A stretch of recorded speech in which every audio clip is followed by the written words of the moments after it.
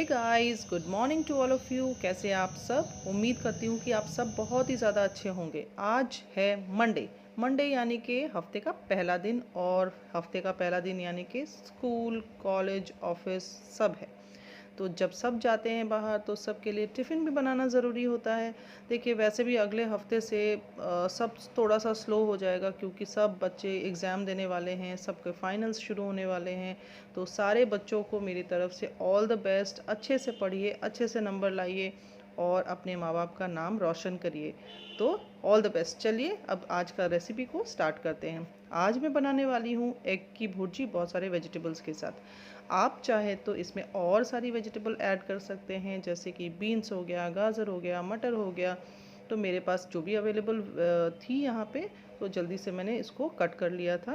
थोड़ी सी तैयारी मैंने रात को करके रखी थी और थोड़ी मैंने मॉर्निंग में उठ के किया, क्योंकि सुबह सुबह जब बच्चे स्कूल जाते हैं उस टाइम उनको उठाना, तैयार करना, बहुत सारी चीज़ें ऐसी होती हैं जो हमें करनी पड़ती है एक साथ। तो हमारे पास उतना टाइम नहीं होता है कि हम एक सारी चीज़ें एक साथ करती रहें। तो इसीलिए मैंने रात को थोड़ी सी तैयारी करके रखी थी। यहाँ पे मैंने ले लिया है 1 टीस्पून बटर और 1 टीस्पून रिफाइंड ऑयल। हम इसमें रिफाइंड ऑयल और बटर का ही इस्तेमाल करेंगे, सरसों तेल का इस्तेमाल बिल्कुल भी नहीं करेंगे, क्योंकि यहाँ पे जो एक स्मेल होता है अंडे का, वो पर्टिकुलरली वो इस बटर को डालने से चला जाएगा। और कुछ लोगों को अंडे का जो स्मेल है वो पसंद नहीं आता है, तो आप इन दोनों का कॉम्बिनेशन को यूज़ कर सकते हैं। तो यहाँ पर मैंने थोड़ा सा अदरक लहसुन का जो कूटा हुआ मैंने लिया था, वो मैंने इसमें डाला हुआ है। थोड़ा सा हल्का ब्राउन होने के बाद मैं यहाँ पे डाल दे रही हूँ प्याज। प्याज को हम बिल्कुल भी ब्राउन नहीं करेंगे, लाइट ब्राउन, एक कलर थोड़ा सा जस्ट चेंज हो जाएगा ना, उसके बाद हम इसमें ऐड करेंगे टमाटर। क्योंकि ज़्यादा पकाना नहीं है हमको, क्योंकि इसमें फिर वो खड़ा खड़ा गलता नहीं है एक्चुअली प्याज। तो टमाटर हमने ऐड कर लिया है यहाँ पे, देखिए। और यहाँ पे इसी स्टेज में हम ऐड कर लेंगे जो शिमला मिर्च काट के रखे थे हमने।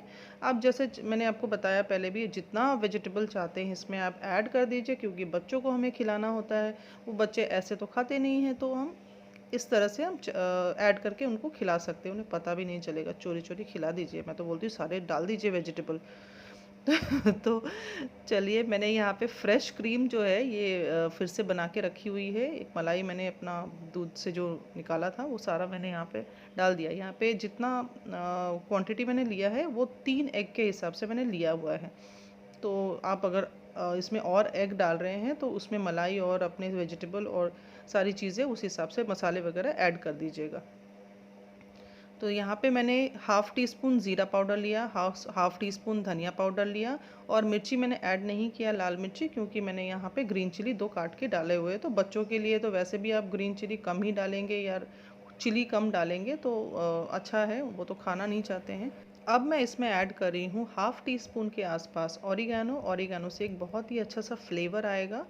और मैं प्रेफ़र करती हूँ कि थोड़ा जो टिफ़िन में जब मैं देती हूँ, चाहे बच्चों के टिफ़िन में हो, हस्बैंड के टिफ़िन में हो, तो मैं सूखा सब्ज़ी देना प्रेफ़र करती हूँ, क्योंकि फिर वो कैरी करके लेके जाते हैं ना, तो वो गिरने का डर रहता है और सारी चीज़ों में फिर फैल जाती है। तो देखिए, इस स्टेज पे मैंने ऐड कर दिया है जो मलाई मैंने निकाल के रखी थी, उसको मैंने देखिए ऐड कर दिया है, और कितना बढ़िया सा एक कलर आ गया है। तो इसके बाद इसको थोड़ी देर के लिए जस्ट पका लेंगे। उसके बाद इसमें ऐड कर देंगे 3 अंडे मैंने लिए थे, 3 अंडों के हिसाब से मैंने ये सारा मेजरमेंट रखा हुआ है। आप अगर अंडा ज़्यादा डाल रहे हैं तो आप क्वांटिटी हर एक चीज़ का थोड़ा थोड़ा बढ़ा के डाल सकते हैं। तो मैं इस स्टेज पे थोड़ा देर तक इसको पकने दूंगी, क्योंकि अगर आप गीला जैसे ये अंडा डालते ही अगर आप इसको मिला लेते हैं तो अंडों का जो एक जो टेक्सचर है छोटा छोटा चूरा जैसा हो जाएगा। तो थोड़ी देर तक इसको पकने दीजिए, उसके बाद इसको मिलाइए। तो देखिए, ये इस स्टेज में आके ये रेडी हो चुका है। इसको अब मिला लेंगे अच्छे से। तो इस स्टेज में अब थोड़ा सा गैस को मीडियम से लेके हाई की तरफ रखिए, क्योंकि इसको अब हमें सुखा के पकाना है। तो जितना अच्छा आंच रहेगा उतना अच्छे से ये पक के रेडी होगा। और टिफ़िन में देना है तो हमको थोड़ा सा गीला कम रखना है, और जितना अच्छे से पकेगा उसका स्मेल भी चला जाएगा। जो एक अंडे का जो एक बेसिक जो स्मेल होता है वो भी चला जाएगा। तो देखिए, ये इस तरह से हमारा जो एग भुर्जी है पूरी तरह से रेडी हो गया है। आप इसको रोटी पराठा के साथ और पूरी के साथ जैसे आपको पसंद है आप खा सकते हैं, बच्चों को दे सकते हैं। बहुत ही हेल्दी रहती है और बहुत ही स्वादिष्ट भी रहती है। तो अब मैं ऐड कर ले रही हूँ धनिया पत्ता। धनिया पत्ता से एक अच्छा सा फ्लेवर आ जाएगा, तो यहाँ पे मैंने फ्लेवर के लिए स्पेशली ऑरिगेनो डाला है और धनिया का पत्ता डाला है। तो ये एग की भुर्जी कमाल की टेस्ट बनती है। किस किस को पसंद है आप कमेंट करके ज़रूर बताइएगा। वैसे तो बहुत सारी भुर्जी बनती है, जैसे पनीर की हो गई, अंडे की हो गई, वेजिटेबल्स की भी होती है, वो मैं आपको किसी और दिन किसी और वीडियो में दिखाऊंगी।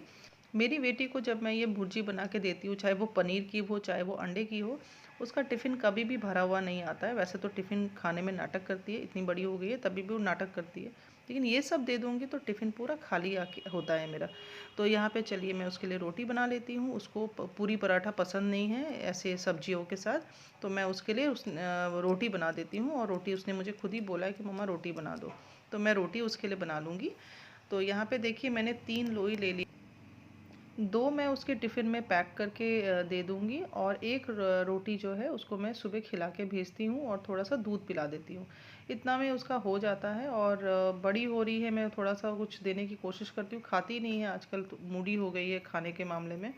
तो मैं उसको ज़्यादा फ़ोर्स नहीं करती हूँ, क्योंकि बच्चा है, जैसा उसका भूख लगेगा वो वैसा ही खाएगी। तो इस हिसाब से जितना वो चाहती है मैं दे देती हूँ।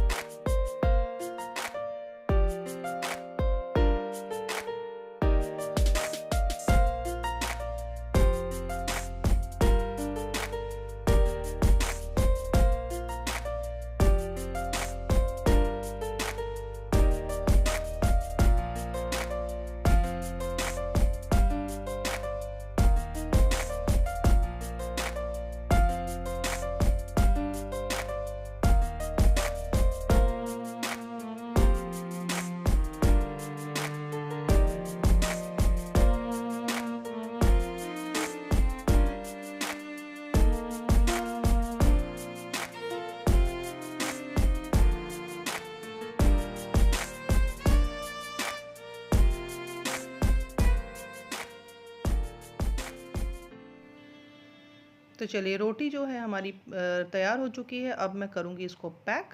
पैक करने के लिए मैंने फॉइल पेपर लिया, उसके अंदर एक टिश्यू पेपर रखा, ताकि उसका जो एक मॉइस्चर है, गर्म रहते हुए मॉइस्चर बन जाता है ना, तो वो नहीं आएगा। तो ये देखिए यहाँ पे एक कटोरी का शेप दिया है मैंने।